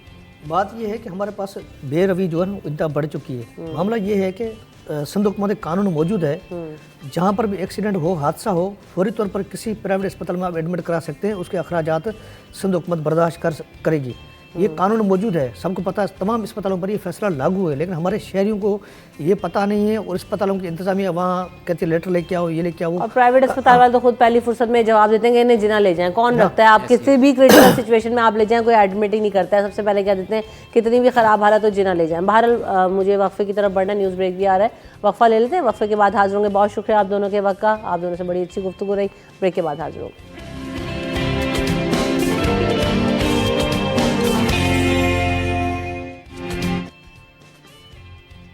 सिटी एट 10 में आपको एक बार फिर कहेंगे खुशामदीद। और अब हम देख रहे हैं कि जब मौसम का आगाज़ होता है, ठंडे मौसम का आगाज़ होता है, सर्दी का आगाज़ होता है, तो बहुत सारे फ्रूट्स ऐसे आ रहे होते हैं, बहुत सारी चीज़ें ऐसी आ रही होती हैं कि जिनका इस्तेमाल करें तो हम सर्दी से बच भी सकते हैं। और वो ना सिर्फ सर्दी में आपके लिए फ़ायदा देते हैं बल्कि आपकी होल बॉडी के लिए बहुत ज़्यादा फ़ायदेमंद होते हैं। जैसे अभी हम देख रहे हैं कि एक ब्लैक कलर का फ्रूट ही कहेंगे, उसको सिंघाड़ा आता है। तो वो किस कैटेगरी में आते हैं ये भी जानेंगे। हकीम साहब हमारे साथ मौजूद होंगे, उनसे पूछेंगे। तो जो सिंघाड़ा है उसके बहुत सारे फ़ायदे हैं, फुल ऑफ कैल्शियम होता है, फुल ऑफ जो है वो न्यूट्रिएंट्स होता है। तो सिंघाड़े को अमूमन जब हम इस्तेमाल कर सकते हैं, आप कच्चा भी खा सकते हैं, आप उसको बॉयल करके भी खा सकते हैं। लेकिन अब सवाल ये है कि अल्लाह ताला ने जो भी चीज़ भेजी है कुदरत में, तो उसका कोई ना कोई फ़ायदा मौजूद है, उसका कोई ना कोई पर्पज़ मौजूद है। तो हम आज ये जानने की कोशिश करेंगे कि सिंघाड़े के फ़वाइद क्या हैं, इसको किस किस फॉर्म में कैसे कैसे इस्तेमाल कर सकते हैं, और इसे क्यों खाना लाजमी है, क्यों खाना ज़रूरी है, इस मौसम में कैसे बचाव कर सकता है, कितना हेल्दी है, कितना फ्रूटफुल है, इस पर बात करेंगे। हमारे साथ हकीम शाह नज़ीर साहब मौजूद हैं। अस्सलाम वालेकुम शाह साहब, कैसे हैं आप? वालेकुम अस्सलाम जी, अल्लाह का शुक्र। आप कैसे तो ठीक है? अल्हम्दुलिल्लाह बिल्कुल ठीक ठाक। शाह साहब अभी हम देख रहे हैं सिंघाड़ा आ रहा है, ये है क्या, फ्रूट है? ये फ्रूट एक में कैटेगरी में आएगा आता ना? है। और जिस तरीके से आलू होता है, इसी तरीके से सिंघाड़ा होता है, ये भी पानी में पाया जाता है। और दूसरा ये है कि ये फुल फ्रॉम कैल्शियम भी है। और ये अक्सर लोगों को कमर में, टांगों में दर्द की शिकायत रहती है, ये उनके लिए भी बहुत बेहतर है। स्कूल गोइंग बच्चे जो घर पर आते हैं, कहते हैं टांगों में दर्द हो रहा है, ये उनके लिए भी बेहतर है। लेकिन इसकी मिकदार जो है वो सबसे ज़्यादा अहम होती है कि इसका इस्तेमाल आप 2-4 दाने से ज़्यादा ना खाया करें। एक टाइम में या एक दिन में? एक दिन में 2-4 दाने से ज़्यादा ना खाया करें। और क्योंकि ये फुल फ्रॉम कैल्शियम होता है, ये किडनी में स्टोन के पेशेंट्स में वो तो हरगिज़ इस्तेमाल ना करें। अच्छा। हाँ, ये यूरिक एसिड को बढ़ाती है और इसकी वजह से भी स्टोन बनते हैं, क्योंकि ये कैल्शियम के स्टोन होते हैं ना जो किडनी में बनते हैं, तो ये उनके लिए भी होती है। तो उसको यानी जारी बात है वो पेशेंट तकलीफ़ में आ जाता है। सही। और डायबिटिक पेशेंट बहुत ज़्यादा एहतियात करे, खा सकता है क्योंकि ये शुगर फ्री होता है। लेकिन डायबिटिक जब शुगर जो है उनका कभी हाई होता है कभी लो होता है, इसी तरीके से ब्लड प्रेशर भी कभी लो होता है कभी हाई होता है, इसका डायरेक्ट असर पड़ता है दिल पे और गुर्दों पे पड़ता है। सही है। ठीक है, तो उसमें यूरिया, क्रेटिनाइन और यूरिक एसिड इसके बढ़ने के चांसेस बढ़ जाते हैं। तो इसलिए वो पेशेंट भी सिंघाड़ा जो है वो 2-4 दाने से यानी 4 दाने से ज़्यादा इस्तेमाल ना करें। सही। अच्छा, किस फॉर्म अगर में खाना कच्चा ज़्यादा जो है, जैसे जी, यही आमतौर मैं पूछ पे- रही किस फॉर्म में खाना चाहिए, क्योंकि इससे कुछ लोग बॉईल करके खाते हैं, कुछ लोग कच्चा खाते हैं। जी बिल्कुल, इसको बॉयल करके भी खा सकते हैं, उसको कच्चा भी खा सकते हैं, लेकिन साल 12 महीने खा सकते हैं। ये तो सर्दियों में आपको आमतौर पे ये मिल रही होती है, छिलकों के साथ मिल रही होती है, लेकिन साल 12 महीने आपको पंसार की शॉप पे ये सूखा हुआ मिल जाता है। और लेकिन उसको भी चेक करके लीजिएगा, उसमें सुराख नहीं होने चाहिए। अगर सुराख का सुराख क्या मतलब? मतलब उसमें कीड़े? डंग लगा हुआ होता है तो बाज़ दुकानदार वो भी बेच देते हैं, जो कि गलत करते हैं, सही। क्योंकि ये अच्छा, बहुत जल्दी खराब हो जाता है। जो है इन एनी फॉर्म ये उतना ही हेल्दी और बेनिफिशियल है कि हाँ, अगर हम बॉईल करके खाएं या कच्चा खाएं, या किस फॉर्म में ज़्यादा इसका फ़ायदा है? देखिए, फ़ायदा तो दोनों सूरतों में है। ये आप बॉयल करके भी खा सकते हैं, कच्चा भी खा सकते हैं, सूखा हुआ भी खा सकते हैं। फ़ायदा आपको, इसको कैल्शियम आपको प्रॉपर मिलेगी इससे। सही।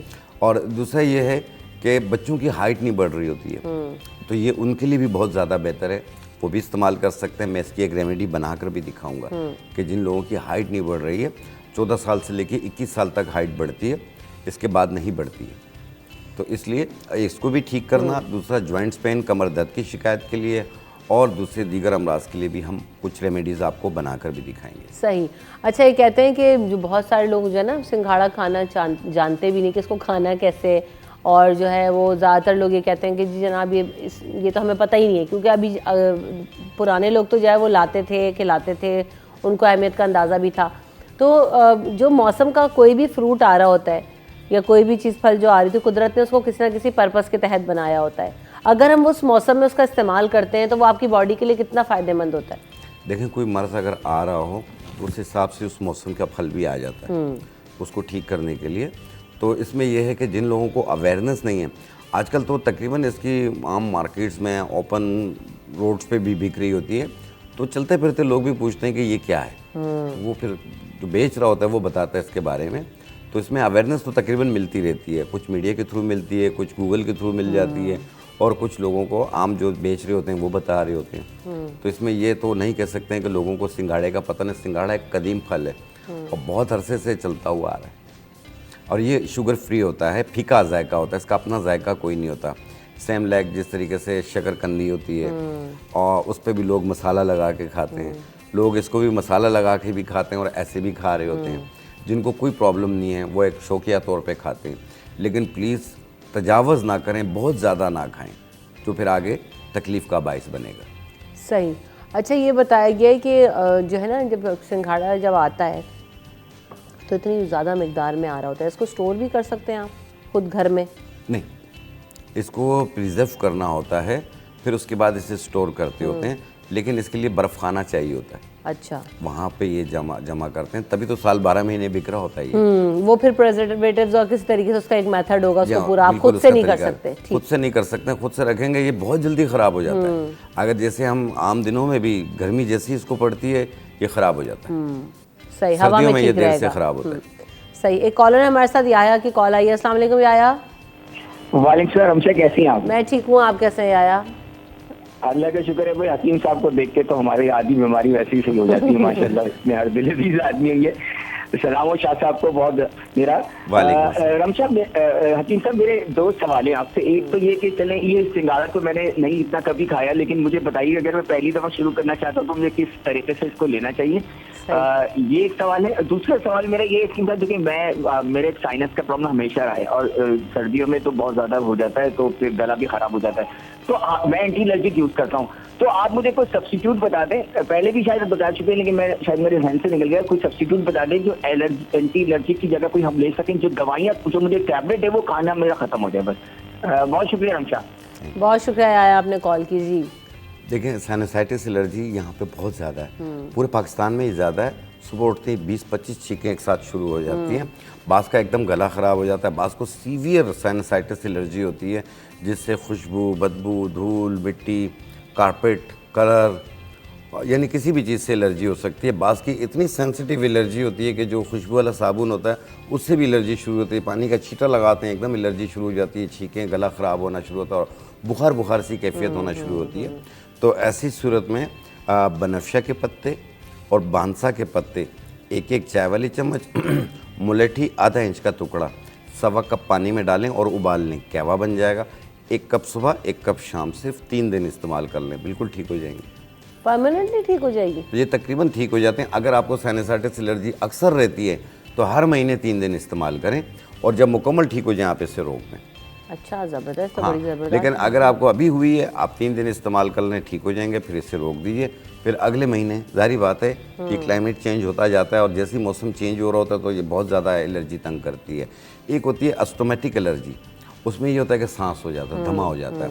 मुख्तलिफ़ किस्म के इन्हेलर इस्तेमाल करते हैं, और जो भी डॉक्टर की इन्हेलर या कोई भी मेडिकेशंस हैं वो जारी रखिएगा, उसमें एक दिन का भी नागा ना कीजिए, क्योंकि जब आपको सांस होगी तो आपका डायरेक्ट असर उसका दिल पे पड़ता है, दिल बढ़ना शुरू हो जाता है, तो और भी कॉम्प्लिकेशंस आने के चांसेस होते हैं। तो ऐसी सूरत में आपने एक फूल मिलेंगे आपको, गुले ज़ूफ़ा, इसकी 1 चाय वाली चम्मच 1.25 कप पानी में डाल के उबाल लें, कहवा बन गया। 1 कप रोज़ाना रात को पिएँ आप, आपका ये सीज़न बहुत अच्छा गुजर जाएगा। सर्दी का सीज़न जो है बहुत अच्छा गुजर जाएगा, इनको सांस तंग नहीं करेगी।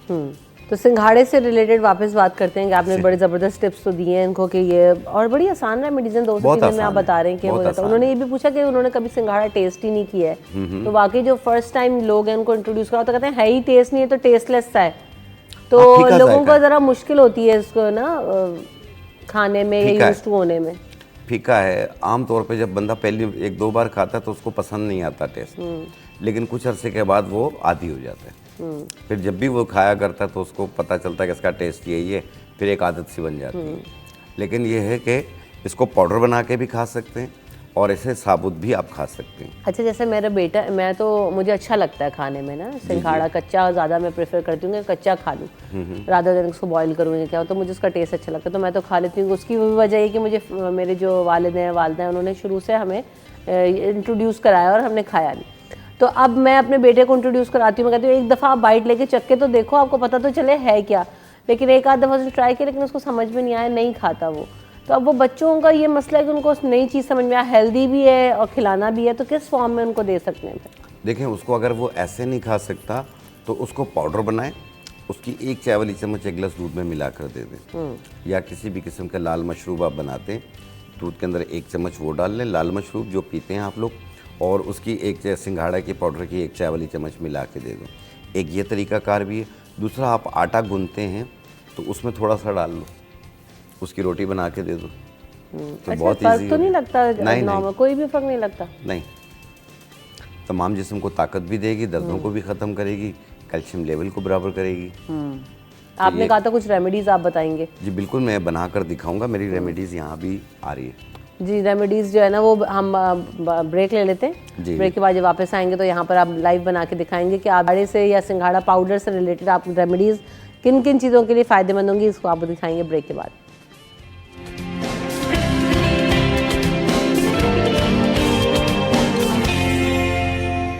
Welcome back in the show. हम बात कर रहे हैं सिंघाड़े के हवाले से, तो कुछ रेमेडीज़ हैं वो भी आपके लिए लेकर आए हैं शाह साहब कि आप सिंघाड़े को यूज़ करते हुए किन किन चीज़ों से बच सकते हैं या किन चीज़ों को ये हेल्प करता है आपकी बॉडी के अंदर। तो मेरे हाथ में ये ड्राई कुछ सिंघाड़े मौजूद हैं, ये इस फॉर्म में मिलते हैं, ये शाह साहब ने मुझे दिखाए हैं, और इसका पाउडर भी बना के आप इस्तेमाल कर सकते हैं दूध के अंदर, जिससे आप बता रहे थे कि बच्चों को दे सकते हैं। आटे में सिंघाड़े का पाउडर आप यूज़ कर सकते हैं, तो फुल ऑफ कैल्शियम है और प्योर सोर्स है बिल्कुल। तो ये ड्राई फॉर्म में अवेलेबल है। वैसे तो जी जनाब ताज़ा आ रहा है, आप ताज़ा इस्तेमाल करें, ताज़ा खाएं सिंघाड़े को, तो बहुत ही अच्छा है आपके लिए और बच्चों के लिए और सभी के लिए घर में।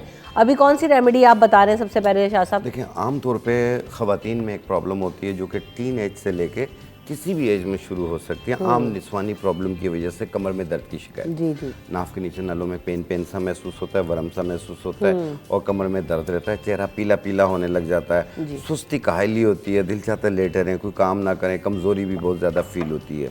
तो उसको ठीक करने के लिए, चाहे वो जितनी भी पुरानी शिकायत हो, उसको ठीक करने के लिए आपने लेनी है सिर्फ 3 चीज़ें। देखिए, इसमें ये है कमरकस,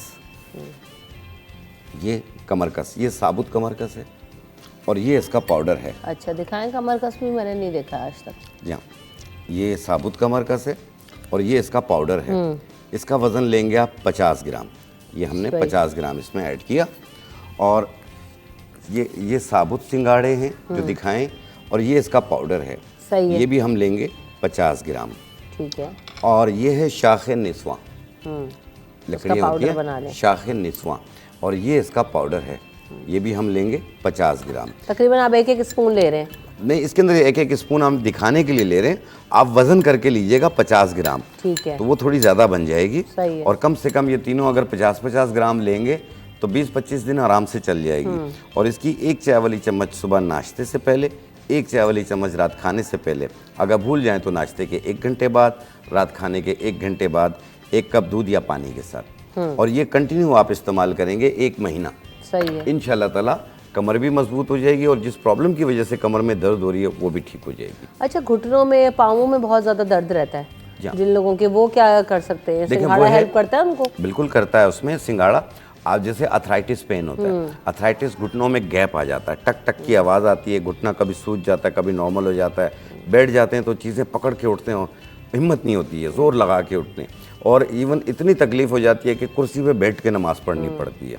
तो उसको ठीक करने के लिए, यानी घुटनों में जो दर्द होता है उसको ठीक करना, और उसके गैप को ख़त्म करने के लिए, उसमें जो कार्टिलेज ख़त्म हो जाता है उसको पूरा करने के लिए 3 चीज़ें लीजिएगा। सिंघाड़ा 50 ग्राम, चोप चीनी 50 ग्राम, सूरजजान शीरी 20 ग्राम, एक चीज़ 20 ग्राम है।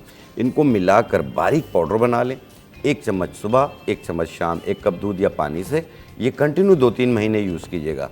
5 दिन में काफ़ी आराम हो जाएगा आपको, लेकिन इसको रोकिएगा नहीं, इसको 2-3 महीने यूज़ करके छोड़ दीजिएगा, और फिर जाके आप वॉक करके देखिएगा, आपको तकलीफ़ इंशाल्लाह नहीं होगी। सही, ज़बरदस्त। और भी कुछ रेमेडी आपके पास? दूसरी रेमेडी है हमारे पास, विटामिन डी और कैल्शियम कम हो जाता है लोगों को, तो विटामिन डी आपकी बॉडी में 26 से 30 होनी चाहिए और कैल्शियम आपका 10 होना चाहिए।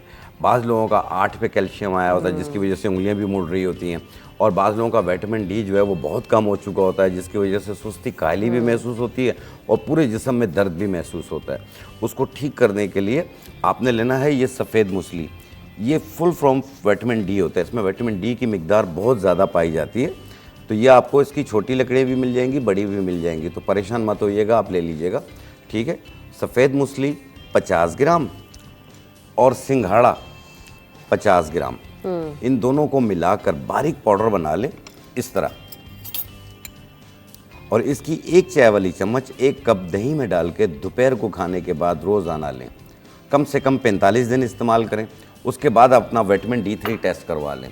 इंशाल्लाह आपको 30 इक्वल मिलेगा और कैल्शियम आपको 10 मिलेगा और कमज़ोरी भी दूर हो जाएगी। एक वीक के अंदर 45 दिन में, 45 दिन 45 डेज, एक टाइम रोज़ाना दोपहर को खाने के बाद 1 कप दही में डाल के 1 चम्मच मिला के आप खा लिया करें। सही, ये आपका विटामिन डी और कैल्शियम पूरा हो गया। दूसरा, बच्चों की हाइट नहीं बढ़ती है, चाहे वो लड़के हों या लड़कियां हों। याद रखिएगा, 14 साल से कम उम्र में ग्रोथिंग एज होती है, उसमें किसी किस्म की चीज़ की देने की ज़रूरत नहीं है, वो हाइट बढ़ रही होती है, क्योंकि बच्चे कभी तकड़े नज़र आते हैं, कभी कमज़ोर नज़र आते हैं, कभी गोरे नज़र आते हैं, कभी काले नज़र आते हैं, तो वो ग्रोथिंग एज में होते हैं। तो उसके लिए आप कुछ भी ना करें। और दूसरा, 14 साल से लेके 21 साल तक के दरमियान वाले ये रेमेडी इस्तेमाल करें, चाहे वो लड़कियां हों या लड़के हों, इंशाल्लाह दोनों का कद बढ़ जाएगा।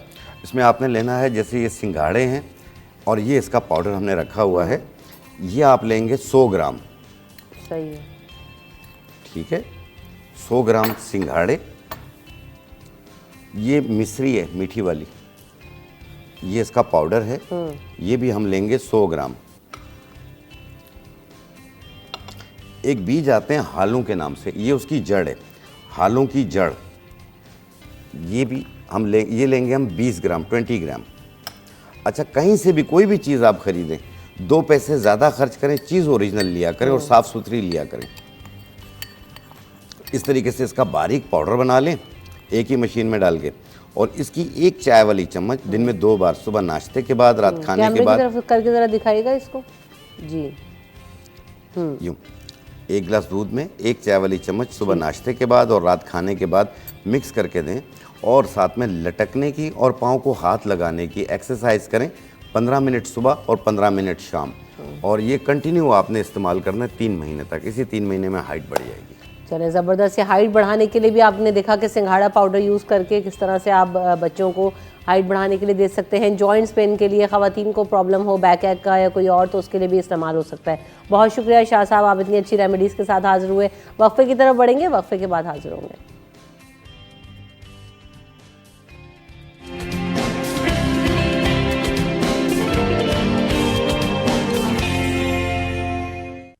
सिटी एट 10 में आपको एक बार फिर कहेंगे खुशामदीद। बात हो रही थी सर्दियों के मौसम के हवाले से, तो जहाँ पर सर्दियों के मौसम आता है तो ख़ासे ट्रेंड्स चेंज हो जाते हैं, और कपड़ों में हम देखते हैं कि कलर्स का इंतखाब जो है वो डिफरेंट हो जाता है। कपड़ों का जो फैब्रिक है, यानी आप डिफरेंट तरीके के कपड़े यूज़ करते हैं ताकि थोड़े गर्म भी हों और आपको जो है वो प्रेजेंटेबल भी रखें। कलर्स बहुत ज़्यादा ब्राइट और वाइब्रेंट अच्छे लगते हैं इस मौसम में। तो किस तरह के फ़ैशन ट्रेंड्स आ रहे हैं, कौन से जो है वो नए डिज़ाइन हो रहे हैं इस मौसम के साथ, इस पर बात करेंगे। हमारे साथ शाहिदा हनीफ़ हैं जो कि डिज़ाइनर हैं, वो मौजूद हैं, और जवेरिया हनीफ़ हैं, वो भी मौजूद हैं। ये अम्मी और बेटी का ये डुओ है जो कि ये डिज़ाइन कर रहा है। जी, तो वेलकम करते हैं आप दोनों को। तो शाहिदा, कैसी हैं आप? ठीक है, अल्हम्दुलिल्लाह, बिल्कुल ठीक ठाक। विंटर सीजन स्टार्ट हो गया, तो किस तरह के जो है ना वो कपड़े अभी डिज़ाइन किए इस मौसम के लिए? हमने बिल्कुल सिंपल कैजुअल डिज़ाइन किए हुए हैं, लेकिन कॉटन पर है हमारा, तो जो सर्दी और गर्मी दोनों के लिए ही चलते हैं। तो सही। अच्छा, बेसिकली डिज़ाइन कौन करता है? जवेरिया आप करती हैं या शाहिदा करती हैं? मम्मा मैं करती हूँ, ओवरऑल करती हैं। सही। तो आप क्या करती हैं इसमें? मैं बेसिकली इंस्टाग्राम वगैरह हैंडल करना या शूट्स वगैरह कराना, like overall management is in my hand. सही। तो ऑनलाइन कैसा रिस्पांस है? लोगों का पसंद कर रहे होते हैं कपड़े, और जब सीज़न ख़ास तौर पे चेंज होता है तो ज़्यादा लोग ख़रीदारी कर रहे होते हैं। तो अभी विंटर सीजन की ख़रीदारी शुरू हो गई है? हाँ बिल्कुल। ऑनलाइन तो काफ़ी अच्छा चल रहा है, लाइक ऑर्डर्स आ रहे हैं, जा रहे हैं। अभी तो हमारी जैसे समर कलेक्शन थी वो ख़त्म हो चुकी है ऑलमोस्ट। अब विंटर की तरफ लोग आ गए, देर डिमांडिंग कि न्यू चीज़ें आएँ, और बस हमने अभी लॉन्च करा है रिसेंटली। सही।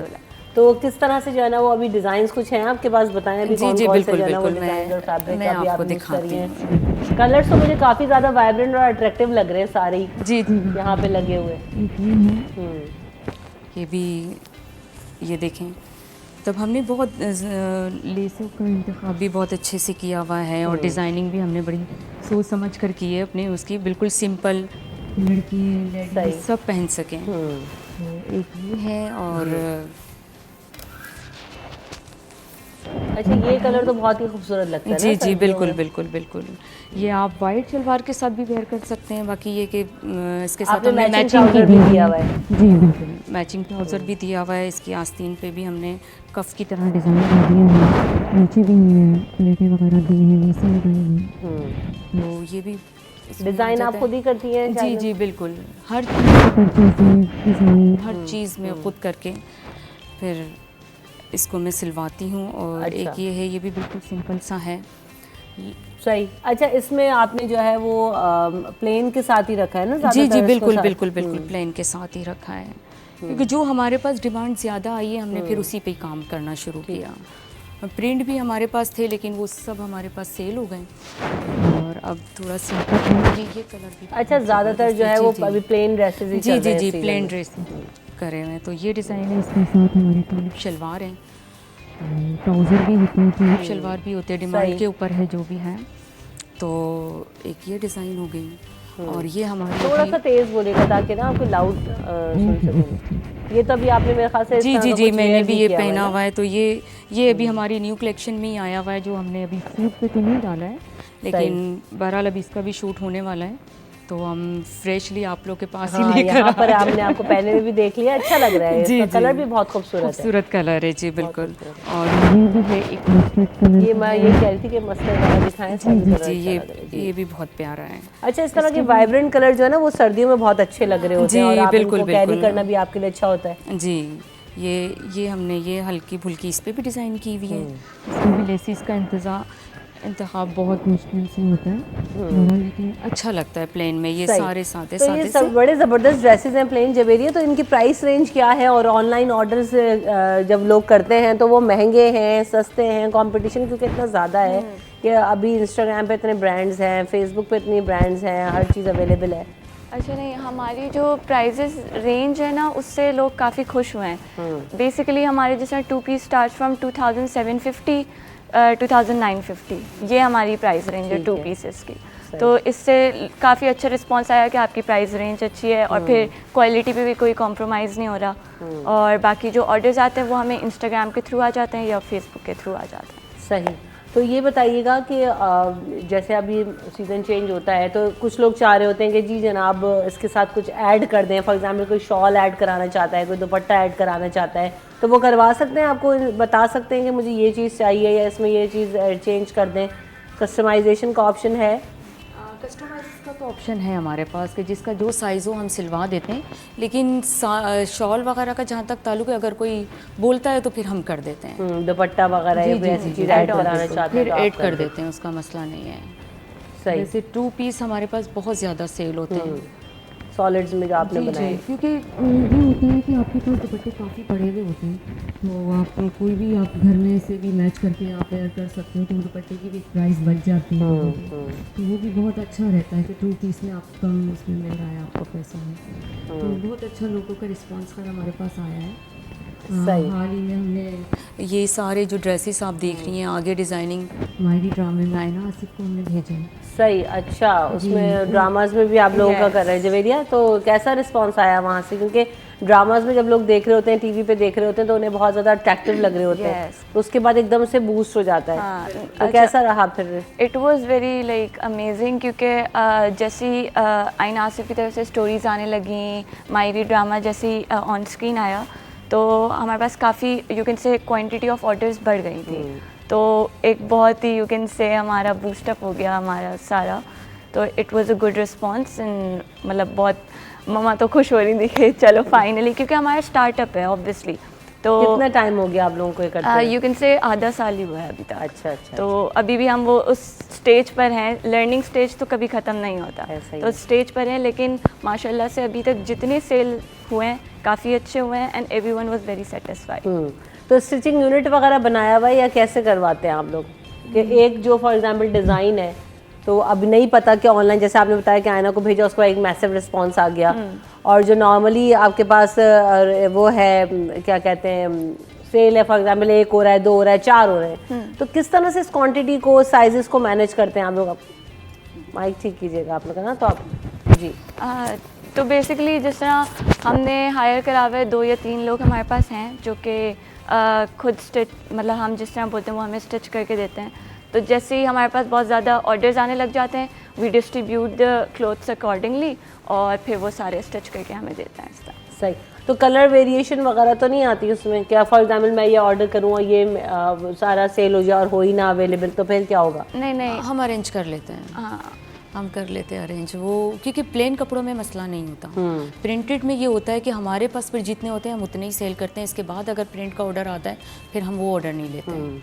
प्रिंट में आपको दोबारा फिर वो चीज़ आपको नहीं मिलती, लेकिन प्लेन में हम तो एक डिज़ाइन को कितनी दफ़ा रेप्लिकेट करते हैं आप लोग? फॉर एग्जांपल फर्स्ट स्टॉक आपने बनाया है तो कितना आप जो है वो रेप्लिकेट करेंगे? अच्छा, it depends on the demand of the customers.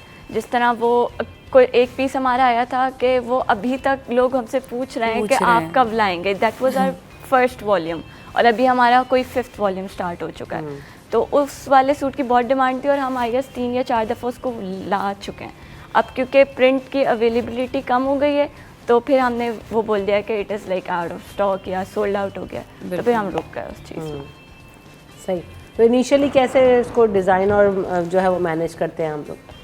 Manage बस मेरे हाथ में है, मैं ख़ुद जाके परचेज़ कर लेती हूँ और सारी लेसे वगैरह हर चीज़ को करके फिर दर्जियों के पास पहुँचाना, उनसे फिर सिलवाना, मतलब जो भी डिज़ाइन उनको बताती हूँ वो सिलवा कर फिर दे देते हैं।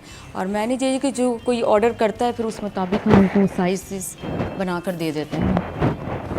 सही। अच्छा, ये तो आपने बताया कि जो ना ये कलर्स आपने सॉलिड्स की तरफ, अच्छा अभी हमने देखा कि काफ़ी अरसे से सॉलिड्स इन हैं और अभी भी विंटर सीज़न आया तो दोबारा लोग प्रेफर कर रहे हैं कि ज़्यादातर वन प्लेन सूट और जो है वो सॉलिड्स की तरफ ही जाएं।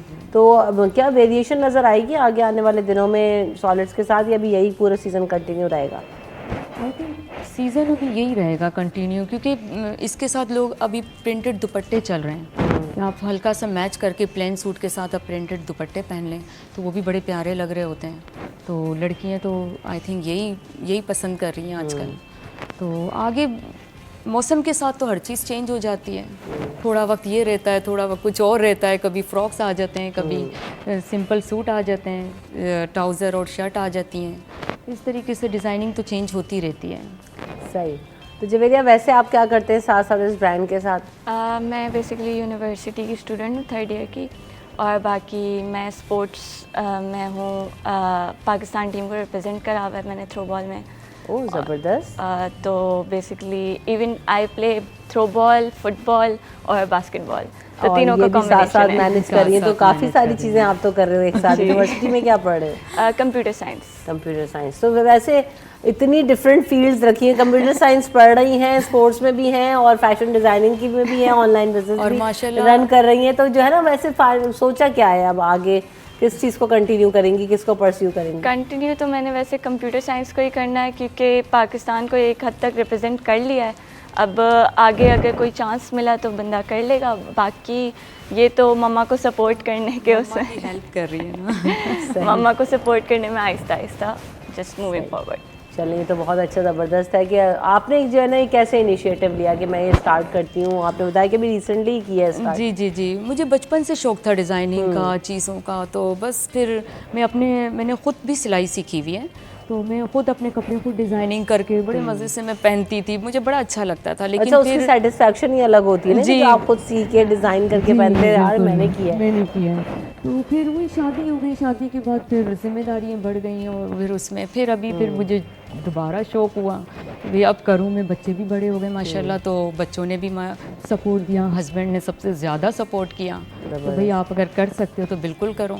तो माशाल्लाह हस्बैंड भी मेरे साथ साथ खड़े हुए हैं, मुझे जहाँ ज़रूरत पड़ती है उनकी वो खड़े हो जाते हैं कि चलो मैं आपके साथ हूँ। असल में बात ये है कि देखें, जब सपोर्ट होती है तो आप फिर आप जैसे आपकी डॉटर आपको सपोर्ट कर रही हैं, हस्बैंड आपको सपोर्ट कर रहे हैं, तो आप जो है वो एक अच्छा काम कर रही हैं और इसको आप आगे भी रन कर सकती हैं। तो जैसे आपने बताया कि अगर ऑर्डर करना हो तो किस तरह से करें, जो लोग आपको कपड़े मंगवाना चाहें तो किस तरह से आप उन लोगों को अप्रोच कर सकते हैं? हमें इंस्टाग्राम के थ्रू अप्रोच कर सकते हैं, SH अपीयर्स नाम है हमारा। तो आप इंस्टाग्राम पे या फेसबुक के थ्रू सारी सूट्स लगे हुए हैं, सारे शूट्स हुए हुए हैं, तो आप हमें DM कर सकते हैं उस पर। ठीक है, तो आप ये तो आसान है, आप एक मोबाइल पे हर चीज़ अवेलेबल है, तो आप जाएं और ऑर्डर कर सकते हैं। Thank you so much for coming in show Javeria और शाहिदा, आप लोग आए, बड़े ज़बरदस्त ड्रेसेस भी हैं, अट्रैक्टिव कलर्स हैं, और वाकई विंटर में जो है ना वो ज़्यादातर यही चीज़ अच्छी लग रही है कि कम प्रिंट्स हों, अच्छे कलर्स हों, वाइब्रेंट कलर्स हों, तो आप जो है वो अपना विंटर सीजन बहुत आराम से निकाल सकते हैं। Thank you so much for coming in the show. हम यहाँ पर आपसे इजाज़त चाहेंगे, हम अपनी दुआओं में ज़रूर याद रखिएगा मुझे और मेरी टीम को, अपना फीडबैक ज़रूर दीजिएगा।